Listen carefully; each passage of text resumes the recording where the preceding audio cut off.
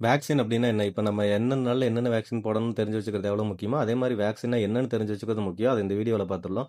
For example இப்ப F1 vaccine எடுத்துட்டீங்க அப்டின்னா, இதுலயே வந்து ராணிக்கட் டிசீஸ் வேக்சின் லைவ் அப்டின்னு மென்ஷனே பண்ணியிருப்பாங்க. அப்டின்னா என்ன அர்த்தம்னா, இதுல அந்த ராணிக்கட் நோய வர வைக்கக்கூடிய வைரஸ் வந்து உயிரோட இருக்கு அப்டின்னு அர்த்தம்.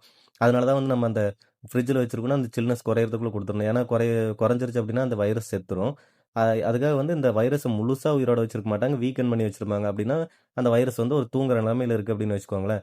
இப்ப இத நம்ம கோழி குஞ்சுகளுக்கு குடுக்குறப்ப என்ன பண்ணும் அப்படின்னா, அந்த ராணிக்கெட் நோய வந்து லைட்டா வர வைக்கும். ஏன்னா வீக்கெண்ட் தான் பண்ணி வச்சிருப்பாங்க. முழுசா இருக்காது. அதனால லைட்டா அந்த நோய் வரும். அப்போ வந்து நம்ம கோழி குஞ்சுல இருக்கிற இம்யூனிட்டி வந்து அத எதிர்த்து சண்ட போடும். சண்ட போட்டு அந்த வீக்கெண்ட்ல இருக்கிறனால ஈஸியா ஜெயிச்சுரும். அப்போ வந்து அந்த கோழி குஞ்சோட இம்யூனிட்டி வந்து இந்த வைரஸ் கூட எப்படி சண்ட போடணும் அப்படின்னு கத்து வச்சுக்கும். கத்து வச்சுக்கிச்சுன்னா ஃபியூச்சர்ல இதே வைரஸ் வந்து பெருசானதுக்கப்புறம் வரப்போ ஈஸியா சண்ட போட்டுரும். இது வந்து நீங்க கொரோனா டைம்ல வேக்சின் என்னன்னு தெரிஞ்சு வச்சிருப்பீங்க. ஏன்னா கொரோனா டைம்ல நமக்கும் வந்து அந்த கொரோனா வைரஸ் இப்படி தான் குடுத்து வேக்சினா போட்டாங்க. ஆனா முக்கியமா என்ன அப்படின்னா, இந்த வேக்சின்ஸ் எல்லாமே வந்து வைரஸ்னால வர நோய மட்டும் தான் தடுக்கும். இந்த கோல்டு, வெள்ள கழிச்சல் இதெல்லாம் வந்து வைரஸ்னால வர நோய் கிடையாது. அதெல்லாம் பாக்டீரியானால வர நோய்.